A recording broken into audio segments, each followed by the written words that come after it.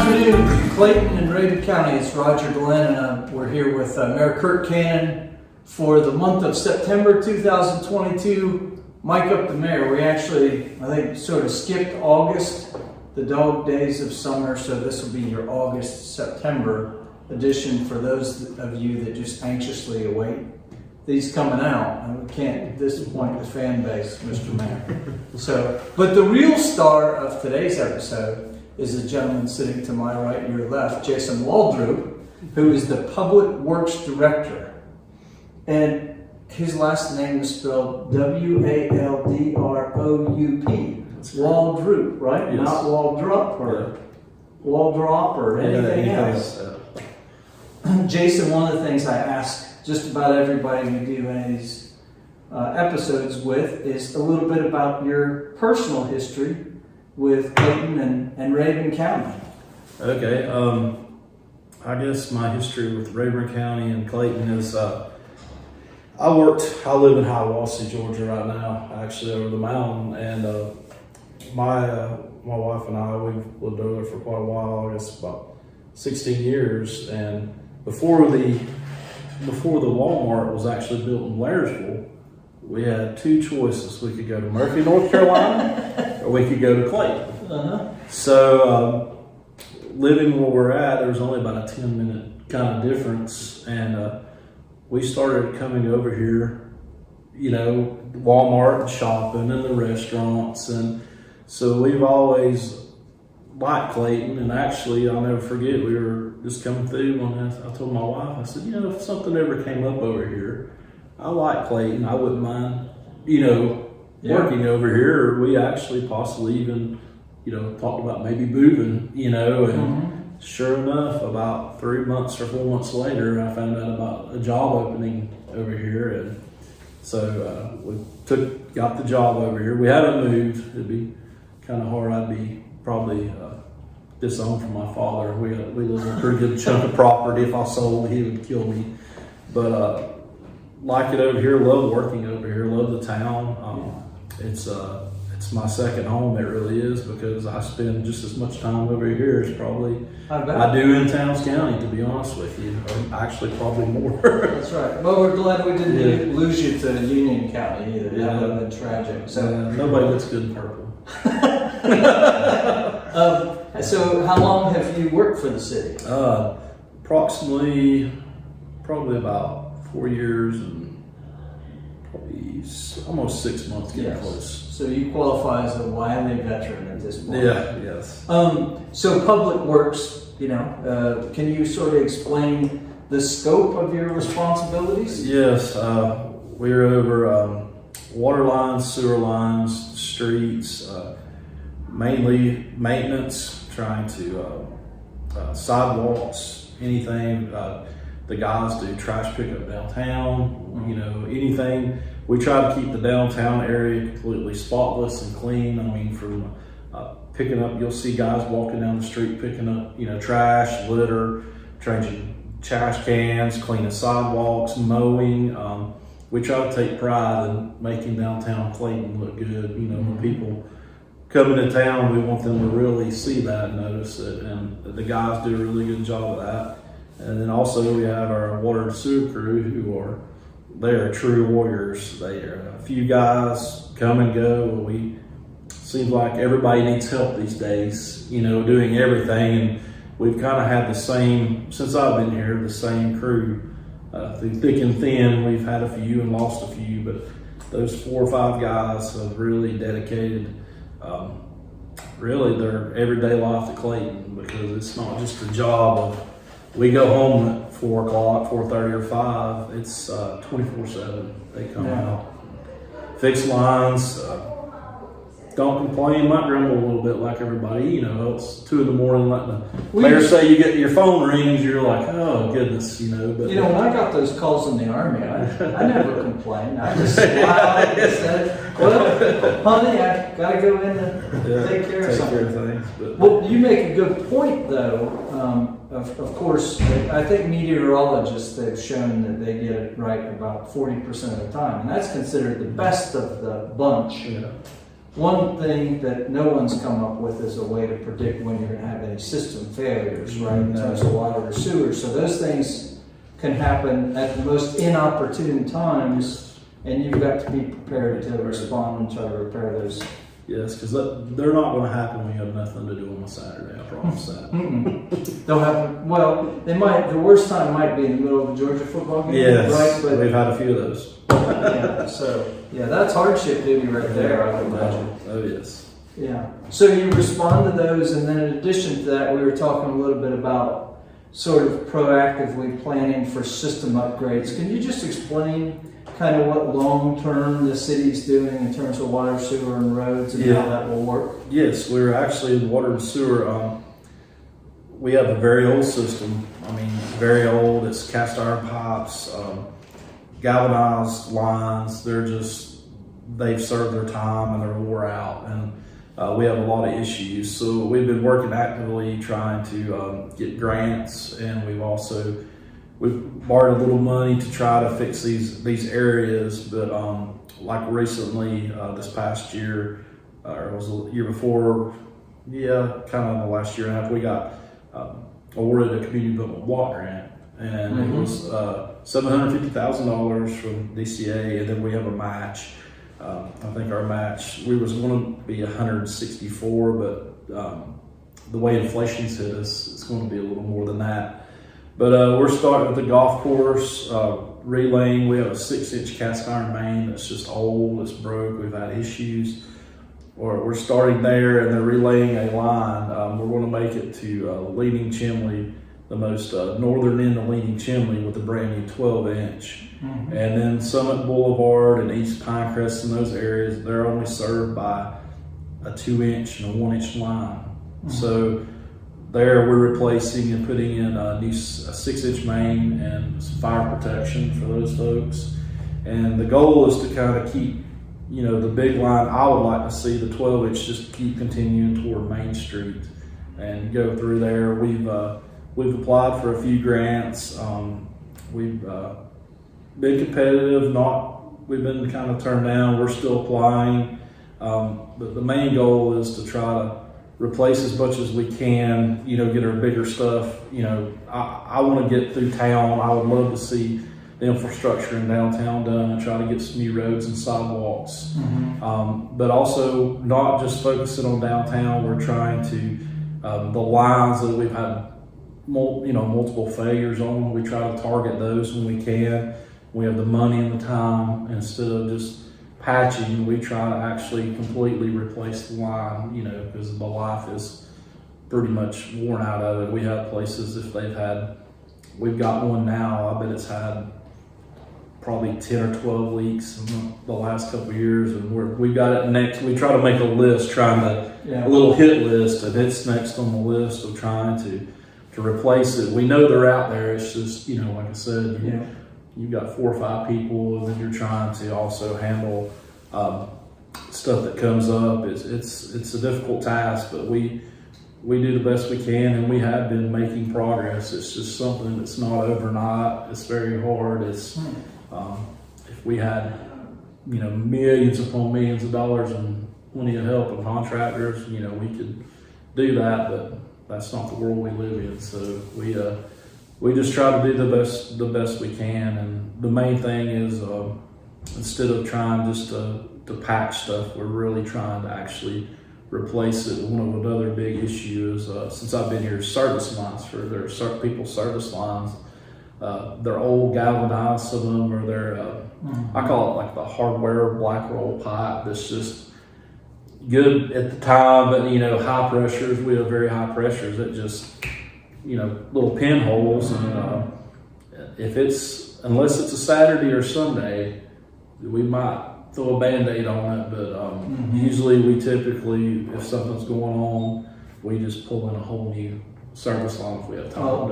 To the house, to the main, to the meter, because we know we'll be back. Because those, that's kind of the steps we're taking in the process. And the sewer, we are also working on it. We have a big project hopefully coming up. I'll know in the next hopefully day or so. I don't know exactly when we're going to advertise the bid, but we're calling it the Western Downtown Sewer, which we're going to come on Derrick Street, Church Street, down Hiawassee Street, come through the pavilion there at the county,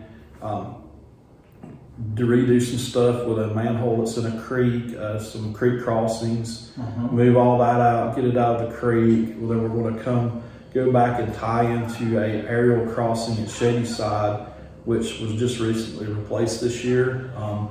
That got replaced with FEMA money. There was a log that came and jammed it and kind of cracked it, and we got FEMA funds to help replace that, and hopefully that'll be a whole big section that we've done that's completely brand new. We're upsizing the pipe a little bigger, and just trying to find, like the sewer also, there's areas that we know, and it's just finding money and time and trying to target them and grants.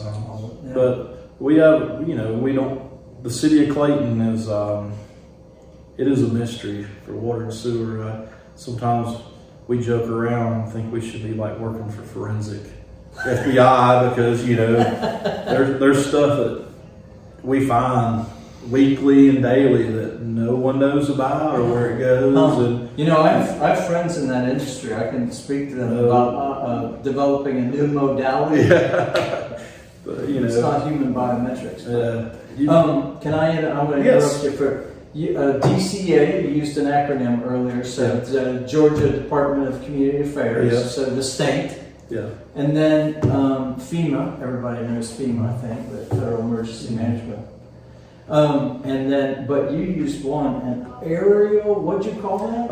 Aerial span, what it aerial is. Span. It sounds like astrophysics. A sewer line it's actually in the air, usually over a creek crossing, they'll have them, and they have columns and piers. And, that's Scott Creek. the one we did, yes, the Shady Side.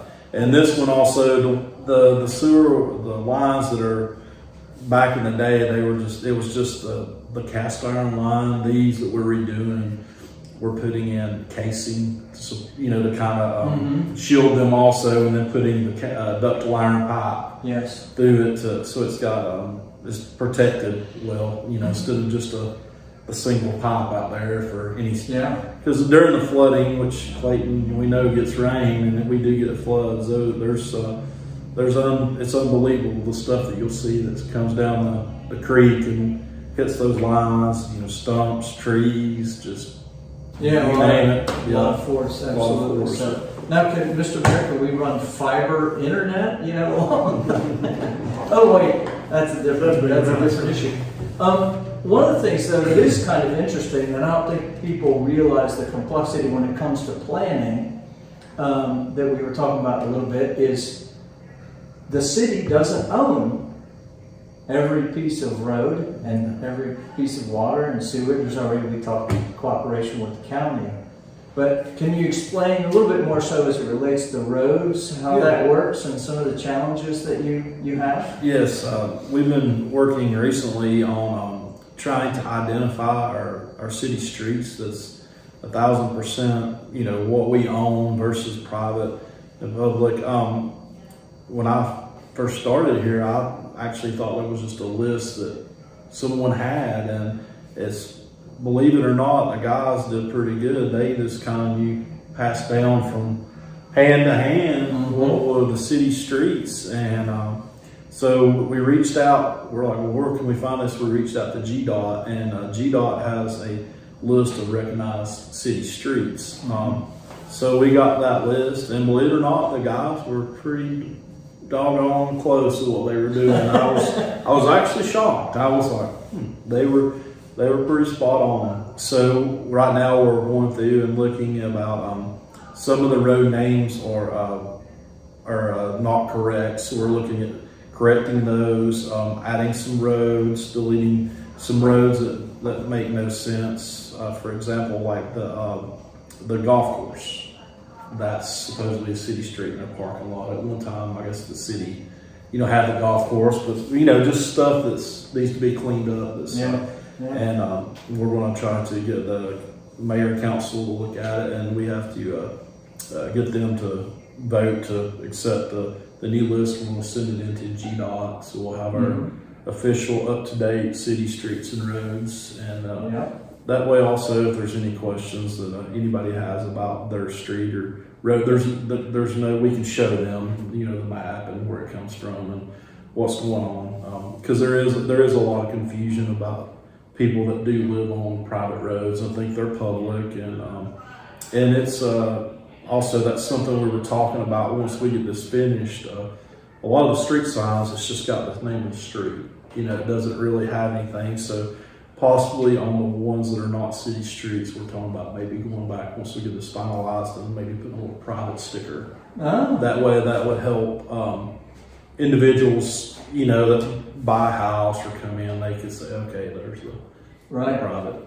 So, but yeah, that's what we're looking at on the city streets. Also, as far as part of the infrastructure that goes hand in hand, we're looking at some of the areas where we replace this infrastructure. We would like to water and sewer repave the roads in those areas and try to make it a one-stop shop. That way, it's good. We don't have to tear it up, because we hate to pave a road and then have to go back and tear it out to replace water and sewer line. So we're trying to be smart with the money, because you hate to use somebody's taxpayer dollars for a road, street, and then pave it and then just tear it up 6 months later. So we're really trying to focus on doing it all that way. It's a complete product. Now, some of these future projects, when it comes to communicating with the public, when certain streets are going to be closed or projects, what's the best way for people to sort of stay informed? Usually our website is pretty up to date. I think Trudy has got her Facebook just about back up and running. If not, we try to advertise on the radio if we can. Mm-hmm. We try to do word of mouth, but the city website is a very powerful tool. We try to keep everything pretty up to date on that. As far as boil waters or leaks or road closures. But as far as road closures, if we have to do a major project, we try to give 3 weeks to a month. Notice. That's a good point. They have the text alert system, right? That Yes. you can use for that. Trudy Crunkleton, who's the city manager, and her Facebook page, if you want to look her up. And then the website. I think the Tribune actually runs. Yeah, Tribune. Yeah, Megan helps us also. We call Megan. And we also recently got some the signs, like you'll see for some of the bigger paving outfits that has the flashing signs, road closures. Those have been very handy. We got a couple of those to try to put out to advertise ahead, because the more we really dig in and start T-SPLOS and start doing these streets, we're really going to try to use those signs and keep the public aware as much, work hours, what's going on, and where at. So. Yeah, if they want to stop and help, can you give them a hard hat? We can give them, we're getting help now, yes. Definitely shovel, hard hat, and you got your steel-toed boots. So. The city attorney might object. We're just joking. Don't stop, folks. Just keep going. We got let's do that. T-SPLOS. Can you talk about T-SPLOS real quick? I believe the money's been coming in. We're looking at starting to try to, as part of looking at the city streets, correcting them. We've actually started a list and started a grading system. So we're trying to grade the roads to the worst to the best, and that's where we're going to try to target, along with the couple of roads that we know infrastructure are going under. We recently just got through doing a paving project on Dugan Hill. We got some LBIG money, which is through the GDOT also. We usually apply for that every year. Hopefully we are going to apply again and get some more money. We try to pick out a street that's in bad shape, and it's a cost match. Yes. Depending on the size of the project but we're looking, like I said, Dugan Hill, it just got recently done. That was how Duval Street to Bo James a couple years ago. We used LMIG money to do that with part of our money. You could have been great in the Army the way you use acronyms. Oh yeah, and that's what I was trying to think. What LMIG actually, local maintenance. Oh my goodness, that was. I was trying to think of it too. If you can find it, somebody gets a free t-shirt. Yeah. First person to reach out to Jason to do that gets a free I T-shirt. cannot. I just know that I cannot think of the full name. It's all right. We actually made them up in the Army. Did you? Okay. Yeah, if we didn't have an acronym for something already, we'd make it. Yeah. We had nested acronyms. Yeah. Anyway, I digress. GDOT, Georgia Department of Transportation. GDOT, yeah. So, yeah, no, cool. I'm gonna switch to a different subject now. Something that has been kind of acrimonious in the community is the Bynum Road project. And I've had a couple of people who watch these Mike Up The Mayor sessions ask about capacity. Mm-hmm. And they're sort of saying, well, at a time in which we're trying to overhaul the system and make repairs, why are we adding, demand on the system? Can you just sort of talk about capacity versus current condition and why? The system needs work, yes, with old piping that we're trying to do. But as far as the capacities, our plant's a 1 million gallon a day plant. We probably average around 340, 400, depending if it's weekends or busy. We have plenty of capacity, on paper. That project over there is, I would say, estimating high is around 22,000 a day, which that's figuring it with EPD numbers, which are also inflated. I think a while back I figured the Ginger Creek area and Smoky Mountain, and I don't think that place puts out maybe 8 to 10,000 a day. Mm-hmm. So it would probably be something fairly similar to that. So it's not going to hurt the plant. The issues we have is some of the old piping about getting I&I, which is infiltration inflow from rainwater, creeks, storms. That's what we're trying to target also, like the manhole of the creek. Water gets in, gets flooding. We're trying to eliminate those areas. Actually, the capacity we're pretty good right now.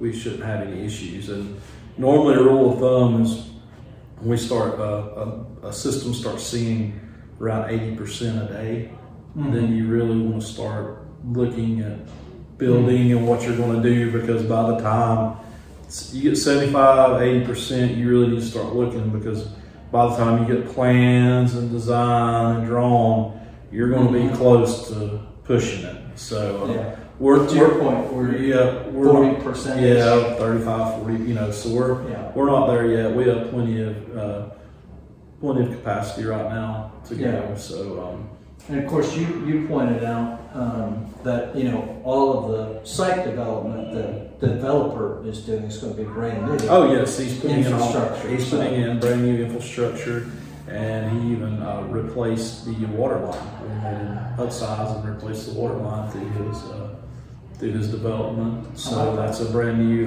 bigger size water line, and to fit in the overall kind of scope things we have going downtown, I'm hoping to run an 8-inch line from Hiawassee Street through here back up to the tank. So we had to put in an 8-inch line to kind of fit in with the future plans of what we're going to try to upgrade. Yep. There you go. And we got some affordable housing in Clayton, and folks that are going to be paying taxes and all that good stuff that goes along with that. So, Jason, I know one of the things you wanted to talk about was the expansion of 441 and a big project that's going on up there. Yes, they're going to be widening the road 441 all the way to the line through Mountain City and Dillard, and a big win for us was that the GDOT has agreed to pay for the relocation and put in new water and sewer lines or on that corridor. They were going to be under the roadway as the current, when they expand the road. So that's millions of dollars that the city saved that GDOT's going to pick up and have new infrastructure, which is going to be a huge plus too. That's upsizing the line also. Instead of we have a 6 and 8, we're going to one 12-inch main, so it's kind of getting rid of some of the clutter, brand new, and it's going to be that's a huge win for the city. Wow, that's cool. So, well, Jason, thank you very much for taking time out of your. Thank you. I think you may have the greatest level of job security of anyone Yes, in Clayton, perhaps. The water and sewer never stop. And, Well, at least And in the roads. public sector. Yeah, I mean, yeah. Bonnie Edmonds, and we got some entrepreneurs that are pretty good job security, but yeah. We in the public definitely sector. like having him around. Yes. No, like I said, I like being here. I really, I'm truly vested in seeing it to the end. You know, one of those you get vested. You want to. My previous job, my predecessor, he was one of the most brilliant men I've encountered, and one of his things that always stuck with me is you always leave a place better than where it was when you came. And I kind of try to live by that. So That's a good one right there. yeah. Mr. Mayor, we're switching from public works now, and we're going to talk about City Hall. Reading is kind of a lost art. I think there was an article in the Tribune about this recently. But this wonderful diagram that you have in a conceptual design draft over your left shoulder, can you just talk a little bit for the folks that haven't heard about this? What's the future, the long-term future for City Hall and the property here? So as I switch into that, this is a dream and a plan for the future and where we think we need to go. Our primary focus is water, sewer, and streets. And I don't want anybody to think we're taking any focus off of that. It's still 100%, and we can go after money for that in a very different way than this is done. So most of this project kind of came about by, I just had a real dream way before I even decided to run for office that this wasn't necessarily the prettiest place to come and bring potential people that are moving to Raven County, or to bring people to have meetings for area things for cities to come and see. I went to school in this building, but I still don't have any attachment to it. So we started talking about that, and then it just so happened that I met a lady, and that somebody said, hey, she's an artist and she might be able to help you. And so I started talking to her about it. She said, well, that's not really what I do, but let's go look around. And we walked around the property. I kind of gave her my vision, and a couple weeks later, she came back with a full slideshow that was almost exactly what was in my dreams that night of what it should be. So a part of the reason why we kind of went the direction we did with this is because there were people in the community asking for some things. So I thought, well, obviously we can't use the tax base to build a multi-million-dollar facility. So what if we ask those people that are so interested in some of these activities to pony up some money? What if we do public-private partnerships and I ask them to create 501c3s and start raising money? You want a theater? Help me raise the money to build it. And they said, yes, we can raise the money. You want some pickleball courts? Let's create a 501c3 in a club, and let's see if y'all can help me build it. If the community's really interested, they'll bring the money to do it. And that's happened. So they've created a 501c3, and they're coming together to help raise money. We talked to Foxfire about, but they were wanting more visibility in the community, but they don't want to take away from the beautiful museum and all the stuff they got up there. So what if we just give them a little taste and introduction here of that, and a way we can do some educational things here on site, but then send them to there. Maybe even have days where we do an activity here and we bus them up there to that facility, because we want that. And I'm a real big heritage person. I like heritage. I like Raven County. My family's been here forever, 242 years to be exact. So for a long time. So bringing the heritage, some more cultural arts type things in their community, more activities, sporting type activities, because I just always felt like we have nothing to do right here in town. So why not have some facilities? And around that, we could also have not just a pickleball. And I kind of think the reason for pickleball is, one, there's no courts here in the county. They use some at the rec department that are inside, that they switch from a basketball court to a court, but it's not a real pickleball court. And there's a lot of these groups that come in and spend tons of money Typically, they're a little older population. That's been the kind of the thing, but now it's all the way through elementary school. They're teaching it and people are playing it all the time. So us being a little older community, it seemed like a perfect fit, but kids are also doing it as well. So there you go. Then having some other activities around that, and also a large grass activity fields here. And then also an event center, not to compete with the Civic Center or anything the county's doing. And I met with them, I talked to them, we're not competing with them on anything.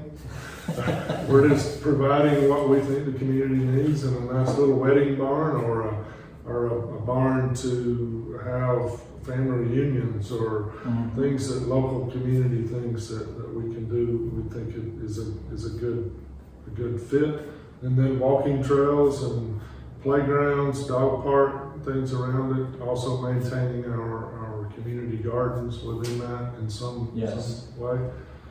So yeah, just providing what we think the community needs, and then we're judging that or basing that on the willingness of people to participate in that and bring money into it. So It's a pretty good if indicator. the community's bringing the money in, the majority of the money, it makes it real easy for us to get grants and matching private grant monies, because the people that do these grants or give grants, whether they're state, federal, or private, like it when the community's working together. Hey, they're working together really good. Let's put some more money in there and help them complete it. Yeah. So we're really excited about that. And we're bringing a ton of different people together to make it happen. And a lot of different agencies already working with Georgia Forestry Commission, U.S. Forest Service on the trails and identifying trees and things. Also DNR and the Fisheries Department, because we want to make that creek fish viable and do some things down the creek that'll help with that. Yeah. They're coming up this week to meet with me and look at that, as well as Toccoa Creek and what we can do to make that better. For those. And then just every part of it, I'm getting a lot of really positive feedback. A lot of people coming and saying, hey, I want to help with that. Yeah. Okay, you can be on my overall advisory committee to help make that happen. But it's going to be work, and you got to jump in there and get it. So if you want to participate in something on this and have input, you can definitely reach out to anybody at City Hall. You can call me at any time, email me, and Tree can give you all that information right here at City Hall. So just an easy call, and we'll get you plugged in and fitting in. And we're not trying to become another city. Everything in here is dreamed up right here. We didn't pull anything from anywhere else. We're trying to make it very local oriented, local based, and what we can do for our community and our kids to come play and our senior citizens to come play, and a place to have a really nice play or a musical concert or any of those things that's just part of the community. And also, you know, when they come show up for a pickleball tournament or a concert, they're probably going to spend some money in town. So that's important too. Yeah, little PR. And you know, there's plenty of parking on that diagram I see there too. So. Yes, and some of it's pervious surfaces. It'll be river stone, so it's, you know, let the water go through and not create a lot more runoff. Yeah. And so the middle part of this is kind of laid out so that it can also be a good place for a car show or, you know, motorcycle show or boat show or whatever. And then the lobby here will be a really nice entrance lobby that will be kind of where you come to find out everything about Clayton. I mean, there might be artist paintings on the wall in there, local artists. Also, there'll be someone there that can help you with, you know, where to go for restaurants, how to book the event barn, or how to book the theater for an event, or how to book the pickleball courts for a weekend tournament. And then we'll turn you on to the local hotels that will also partner with us. And the new Bridge Creek Inn is very interested in this. In fact, they've already joined the theater board, and they're going to help them raise money for the theater, because they know anything we're doing down here, people are probably going to stay in their hotel right up there, and they can just walk down here to our facility. So. Well, the best that I can figure, the only negative in the plan is that the people that play disc golf we're going to have to find a different 18-hole course someplace in Raven County. No, they No? should be able to still play. All that green space is still gonna be right there. You hear that? Everybody wins. How about that? Well, you know, I have found, you were talking about fish in the creek. Most of my discs that I throw end up in the creek. So, yeah, it's good for that too. It's a way to raise money. You can fish those out there. So, well, gentlemen, thank you both for taking so much time out of your busy schedules to keep everyone informed and updated. And I guess we'll be back in October when fall is in full swing to talk about more stuff. But thanks again, Jason. Thank you.